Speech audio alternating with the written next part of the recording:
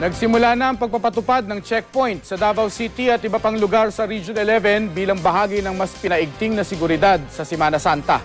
Sa Region 7 naman, nagsasagawa na ang Land Transportation Office ng roadside random drug testing sa mga bus at taxi driver. Narito ang report. Pumwesto ang ilang tauhan ng Land Transportation Office Region 7 sa mga pangunahing kalsada sa Cebu City para magsagawa ng roadside random drug test sa mga driver ng bus at taxi. Bahagi ito ng pinaigting na seguridad sa mga kalsada ngayong papalapit ang Semana Santa. 5 driver ang nagpositibo sa drug test na isinagawa kahapon. 50 lang una karon. Initial ni siya 50. Ang sunod ani daghana.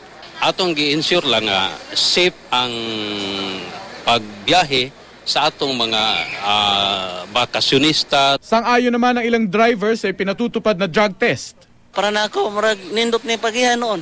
Kaya harang mahurot ni mga kuan bang mga badlungon bang mogamit ng gapos droga sa ayo. Mo ninindot.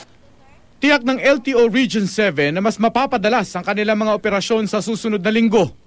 Naka-alerto na rin ang pulisya at militar sa buong Cebu.